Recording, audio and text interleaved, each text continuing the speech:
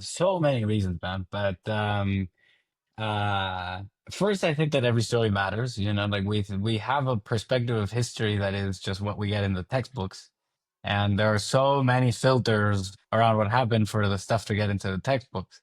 But this is a new way to talk to the past, right? So this is a way of talking to it literally. And also it makes us think that we're actually talking to the future right now. And then like everything we do is going to be recorded. Welcome back to Relatable Wisdom, the podcast where everyday people share the quotes that have shaped their lives, inviting us all to reflect and grow together. Today we're joined by Christian Cibils Bernardes, the founder and CEO of Autograph, a visionary project that captures the essence of our stories through AI. With a rich background in technology and a deeper appreciation for the narratives that connect us, Christian embodies a spirit of curiosity and innovation. Let's dive into Christian's journey and discover the quote that has inspired him along the way. Tell me your name and what you do. My name is Christian Cibils Bernardes, and I'm the founder of a company called Autograph. Okay. What's your favorite quote? One of my favorite quotes is from Life of Pi, the book. And it goes, life is so beautiful that death has fallen in love with it. Life is so beautiful that death has fallen in love with it. Why do you think that quote resonates with you?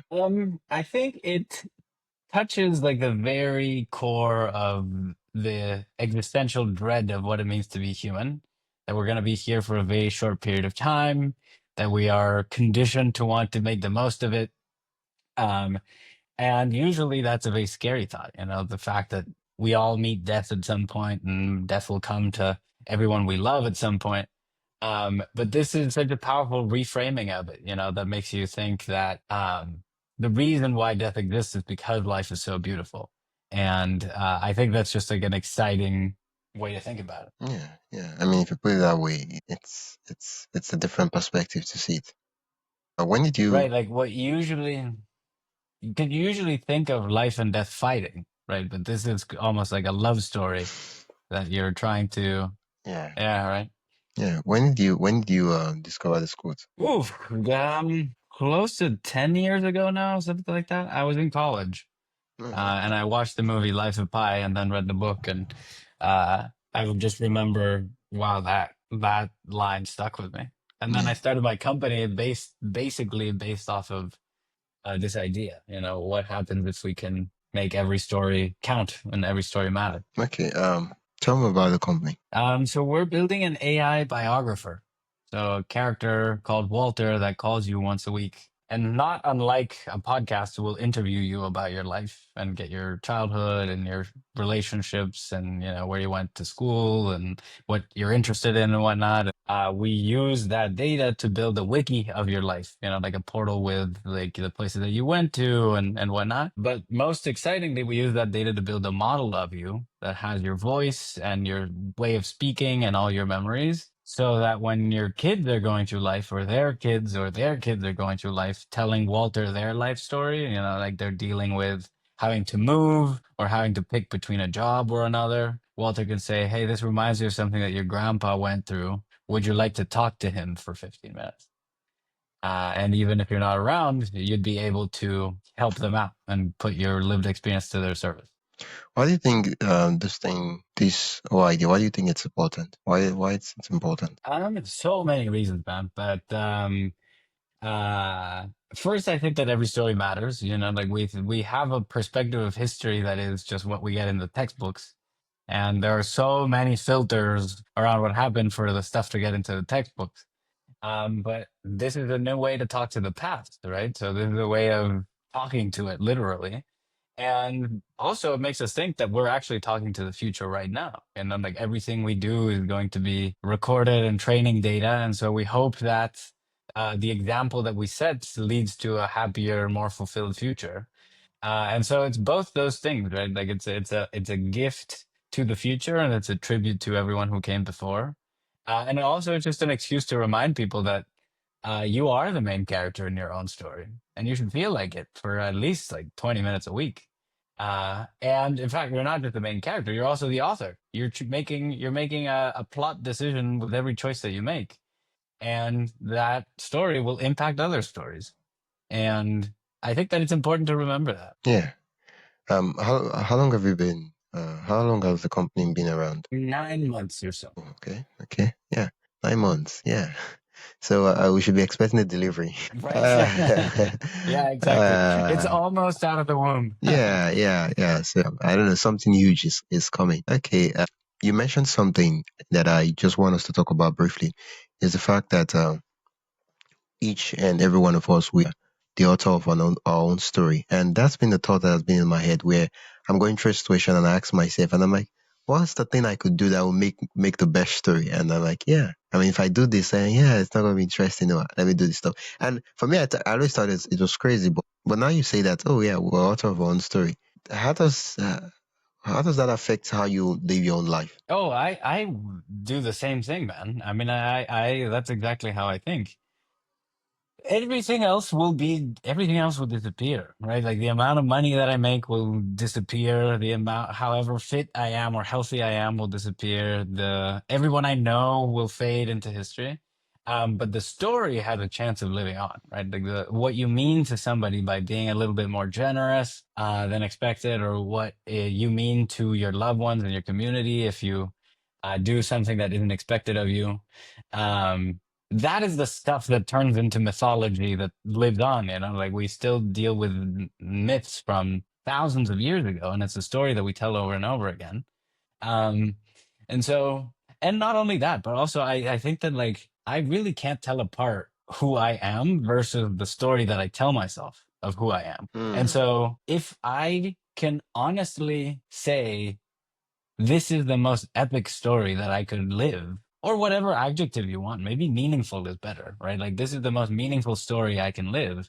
Then it's very hard to compete with that peace of mind, right? Like that I have made the decision. And it's even crazier because if you think about it, it's not just my own story, but the story that we all are a part of, and the story that, like, what is the decision that I make that improves the quality of that story? Now, that is a really cool one. Yeah. The thing you said is that we who we are and what we see ourselves as is the story we've told ourselves. Sometimes we tell our story, the kind of story that ends up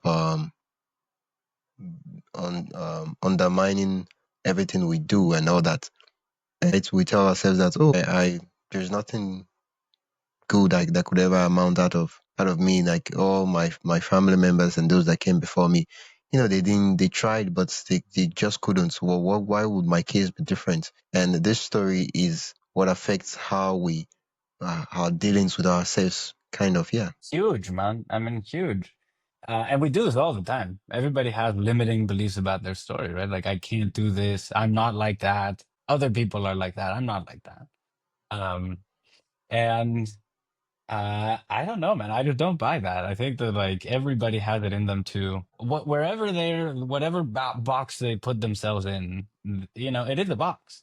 Yeah. And so the idea that, the story that you're living out, the movie that you're in, you are the director of it.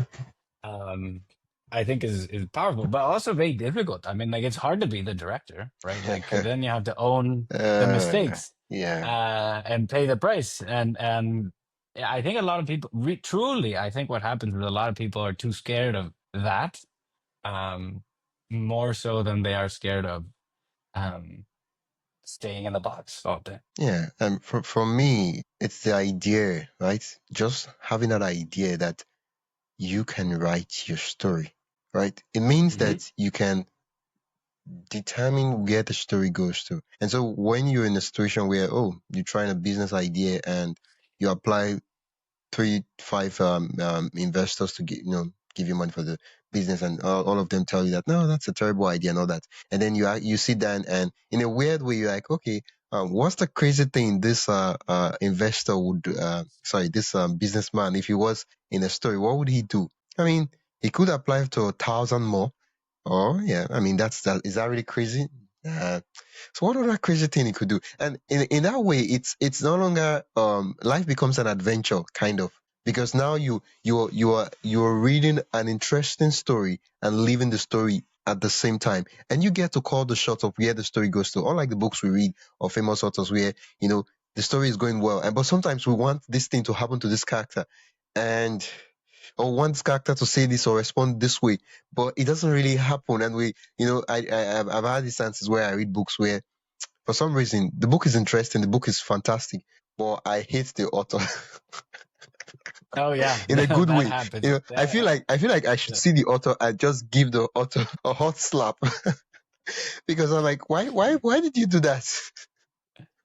Yeah. Yeah, and in the same way, our lives. Same way, man. And there's the unexpected plot twists all the time, right? Like there's a build up and you think that this story is gonna have like this side quest where you're gonna, I don't know, get this job or meet this person or this relationship, like you think this might be the one. And life may have other plans, like life can be very unpredictable. And so negotiating how you interpret that, I think, is the hard challenge. And and I think it's just a fabric of the universe kind of thing, right? Like I think randomness is real. Um, but it's how we interpret randomness or how we give randomness meaning that is our hero's journey, you know? Um, and you'd be surprised, man, of how much of this stuff comes out when people tell their stories. Like it's Yeah, the easiest exercise in the world. Like you meet somebody. Usually we don't even do this, but like meet somebody and you're like, tell me your story, yeah, and you get a very clear picture of how they see themselves, right? yeah. And how they see you. Yeah, yeah. I mean, so as much as we want to say this, but their bias usually is reflected in the story, where they're like, oh, that was the worst day of my life, and like, what happened? I lost my job, and then you see someone else, they tell you their story, they tell you, oh, I mean, that was the best day of my life. You know what happened? I lost my job, and while I was walking down the street, I was thinking, what should I do next? Rent is due and all that, and I was like, yeah, I should start a business. And guess what? I had nothing to lose, and so I went for the business. It was either the business worked or it worked. There was no other option. There was no option of it not working. It had to work because there was a lot on the line. That way, when you start to see, okay, this is how they see themselves. They see themselves as someone who goes for the things they want and not necessarily, say, "Ah, my life is terrible" and all those things. I mean, especially if you say it, like if you say my life is terrible, it means you thought it. And if you think it a lot, it becomes true. Yeah. Uh, I mean, the at some point, the actions become identity, right? Like Yeah.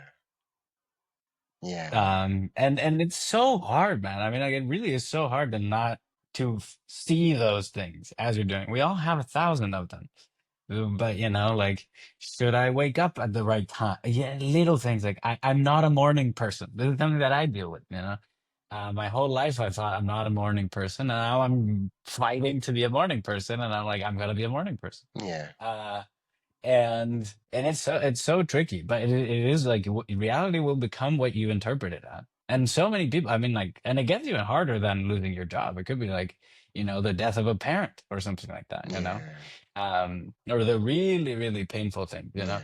and yeah, and I think that's what alchemy is, like, I think that's what, like, it's like the philosopher's stone of being able to turn pain into growth. Yeah. And I feel very lucky that my work gets me talking about this stuff all the time, Yeah. and reminds people of that all the time. Yeah, one of the important things about writing your biography, right, autobiography, right, is the fact that people tell you that experience is we learn from experience, something like that. That's a quote like that, right? But Mhm. when you ask someone that, oh yeah, we learn from experience. Okay, what was the last lesson you learned from experience? Like the most recent lesson you learned from experience? And they're like, and like, but you learn from experience. You should be able to, yeah, just give me one. I'm not asking for 100, just one. And there's nothing out there. But when you write an autobiography, guess what that does? It forces you to sit down and reflect and look back and say, oh yeah, yesterday happened, this stuff happened, and it allows you to process certain things that you need to process. Oh, I lost, maybe the person loses their parents, and they're like, I mean, while they were around, it was a great time for me, and I'll cherish their memories and all that. It allows us to, because I feel like right what's happening right now, people are just moving through life, and there's no time to actually sit down and say, okay, what's going on? Like, okay, well, what have I been doing? Yeah, what's that weird goal I had when I was young? What happened? Do I still want that thing, or is it's just the what they call it now, the adulthood of life taking over. Exactly. I mean, like, what was the real point of the story? I think, I mean, I wrote my, it wasn't an autobiography, but it was a science fiction novel that had my life story as the inspiration. Yeah. Uh, and it changed my life, man, completely. I mean, completely. My sense of identity, the scale of the problems that I deal with, the impact that I hope to have, where I did well, where I did not do well, and the thing about writing a biography too is that you are with the idea of presenting it to the world, right? And the difficult thing about that, which is awesome, is that you are telling one version that is supposed to feel true to everyone you've met. So that was Mm. something really interesting where, I'm writing this story and I know that my parents are going to read it. I know my wife is going to read it. I know my friends are going to read it. I know that strangers are going to read it. And so, what is the consistent version of you that anybody will read and be like, yeah, that's true, that's him. Versus, some people might be, or like, if you don't do it right, it might be like, that's bullshit. You don't look like that at all, or like, that's not at all how I saw it. Um, and that unification is really important because that gets very close to who you really are. And if you pay close enough attention to who you really are, you'll find that uh, it's actually pretty hard to know like what you are. Yeah. Yeah.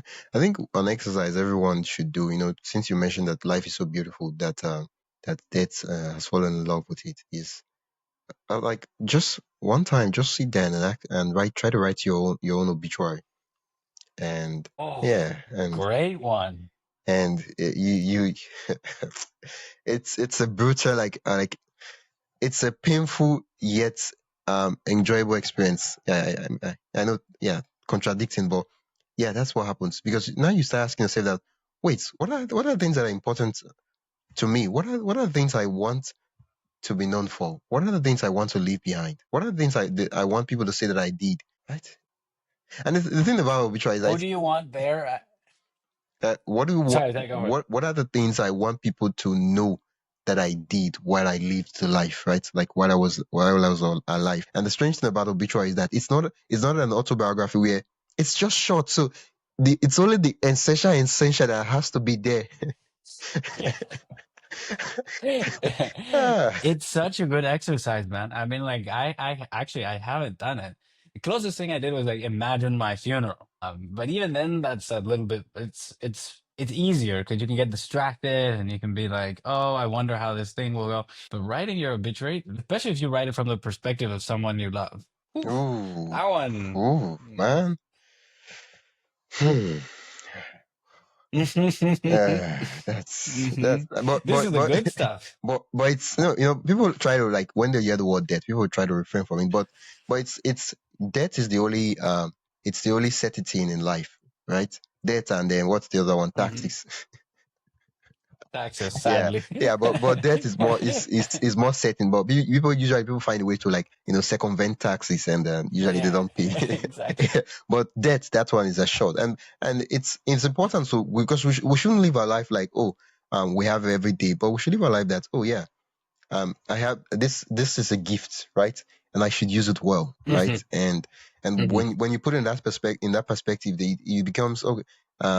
Steve Jobs would say that, oh, if today was my last day, would I be proud of today? And right, and it's a simple question, but you start asking yourself that, oh wait, this stuff I'm doing, that it's not really important. I mean, yeah, it's fun. Nah, nah, nah. I should change course. Right. No, totally. And I agree with you, man. Like it's uncomfortable. But it is very rewarding. And if you write your autobiography, you face this stuff. You have to, right? Like, Yeah, because you're at some point the pages run out, right? yeah. And and um and it's a healthy exercise, and I think it's so powerful that you find yourself by imagining not being, that's Mm, how you really start to come to terms with the big life questions of why are we here, yeah. and what makes all humans Like, why are humans special, and how can a guy from Paraguay and a guy from Nigeria have a conversation across the world and find shared meaning, even though we grew up in completely different environments? Um, I think that's like it, and obviously like death has always been associated with religion and like the mystical and the afterlife, and I think it's important to think about those things. I feel sad that the world kind of took a different turn and kind of ignored, the whole thing. Yeah. And I feel sad that before that there were folks who claimed to know what happens after you die, and that they would explain, and they would hold the key to the pearly gates. And I think we're in a very new approach. And I think that a lot of the technologies that are evolving and a lot of the um, changes in society that are happening are forcing this renewal of these more spiritual things. Yeah. The thing about writing an autobiography, which is quite different from a biography, is that, you know, it gets you to zoom out and kind of step away, like take the bigger picture and like look at the story. And while you're still in the story. So you're leaving the story. You're out of, so it's a different experience, and it's a different perspective, and it puts a lot of things in focus. Certain things that you consider a big deal, later on you just realize that that wasn't really a big deal. Why was I making a fuss over it? Right, exactly. And then you also find what is actually a big deal. Yeah, Like, oh, this was true. And then you have a hard time because then you have to argue for what true is.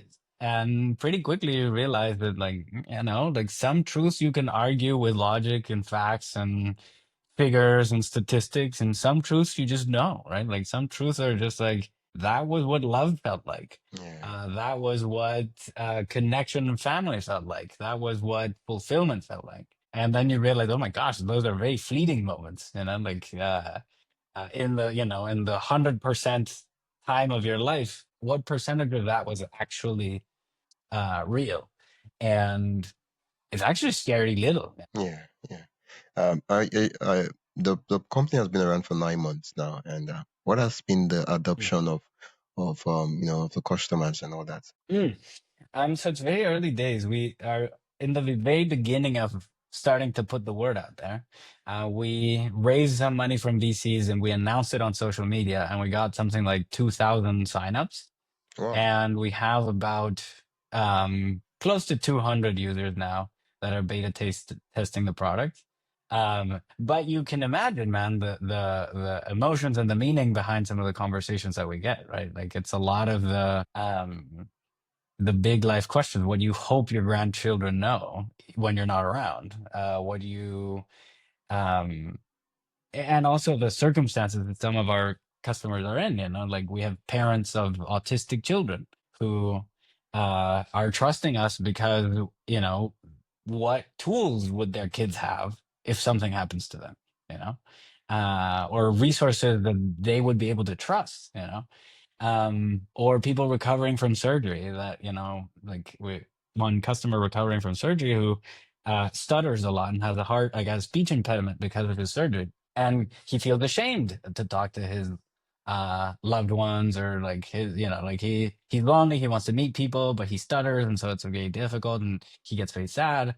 But Walter gives him the space and is patient and asks him about his life, and sort of like gets him to practice. And so it's extremely emotional. And now, like that we have our infrastructure set up, we're excited to get it to more people, and get more people trying it and hearing, what can we do better, what can improve, and what the quality of the questions are, the web portal, like how people talk to the autographs, and it's very exciting. I think there's going to be a very big summer for us. Yeah, yeah. Well, thank you. I'm glad that I had the privilege to interview you in the early days of Octograph. How do you spell the autograph? It is AUTO graph, GRAPH, So basically, autograph. the normal autograph, right? Yeah, yeah, like your signature. Yeah, because Uh, I thought maybe there was a and fancy spelling, and like maybe GRAF, something like that. uh-huh. No, no, no. It's just the word, and the website is autograph-ai.com. Someone beats you to .com. Yeah, I know, I know. Oh, why didn't I'm you just I'm go? trying to find. Why didn't you just go with autograph.ai or .io? I'm negotiating. I'm negotiating AI. io and autographs.com. And they're all pretty expensive, so we'll see which one makes the most sense. Yeah, yeah. And the thing is, it's good to negotiate earlier on, because once the company becomes really big, the guys will start, hiking the price, because now it's a big company. Like, oh no, why would we sell it for Yeah. $5,000?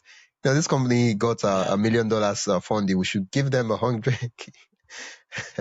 Yeah, Exactly. yeah, yeah. Exactly. So now we're trying to figure out how to get a good deal on it. Yeah, yeah. But it's a nice name though. Well, once again, thank you for sharing your favorite quotes and Thank you. helping me make sense of it. Where can listeners Of course. Thank you, man. where can listeners learn more about you and the company? Sure. The best way to find me is on X, probably. Uh, life underscore of underscore CCB, life of CCB, and autograph-ai.com. That's where you get the latest on the product and whatnot. Um, I can tell you a little bit about myself. I grew up in Paraguay, which is in the heart of South America.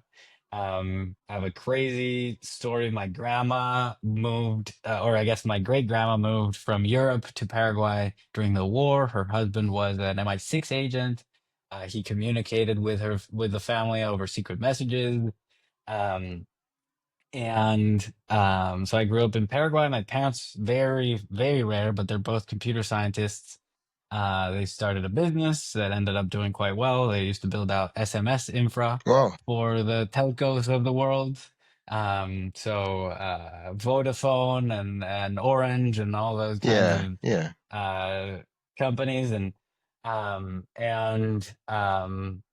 You know, at some point they grew internationally. That got us thinking global. I applied to school in the US. I was very fortunate enough to get into Stanford, and I studied this weird major called symbolic systems, which is about 50% computer science, and the rest is psychology, philosophy, and linguistics. With a concentration in AI, which was very fortunate now with the AI craze.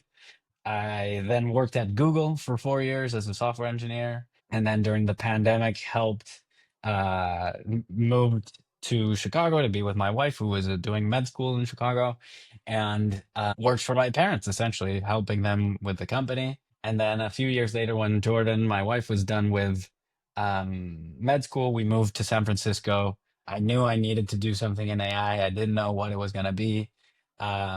OpenAI was killing all of these startups, and so the thing that I realized was like training data was the only thing to do, and Yeah. so my excuse was I need to write training data, and so that's where I start. That was my excuse to write the sci-fi novel. That was my autobiography, sort of, the fantasticalized version of it, and I found so much more in that project than I could ever expect, including I started my own podcast, and then I was Oh, interviewing all these people around our humanity in the age of AI. What does it mean when robots can do our jobs and things like that? And then I realized I wanted to interview my grandma yeah. because she has this crazy life story. Uh, And a couple days before our interview, she had a stroke. oh, oh, oh, oh, oh. And that was the inspiration for the company. I was like, this is a solved problem. Nobody needs to go through this anymore. Yeah. Christian, I'd love to interview you and ask you about your podcast story. And I do have a podcast where I talk to people about, their podcast story and what they do, like the interview and all those Mm. things. And this show is, I don't know if you've noticed, but this show is 30 minutes long. So when I asked you for the website, that was like, the round off point. Yeah, that was the closing part of the this thing. So I was like, maybe he doesn't know that. He thinks maybe it's the regular 1 hour show. But so I'm still going. yeah, yeah, Yeah. yeah. No problem. I don't know how to turn it off. I would just have to cut that intro and put it in at the beginning after you say that. Oh, my name is this and stuff like that. So that's what I'll do. Thank you so much for being an amazing guest on the podcast, and it's been a pleasure chatting with you. You got it, man. You got it. You too. I wish you the best, my friend, and let's stay in touch. Thanks for listening to Relatable Wisdom. If you found something meaningful in this episode, make sure to follow or subscribe wherever you're listening. If you'd like to support the show, you can do that by buying me a coffee. The link is in the show notes. Every little bit keeps the conversations going. I'm your host, Wisdom Okonkwo, and I will see you in the next one. Until then, stay curious, stay inspired, and keep growing.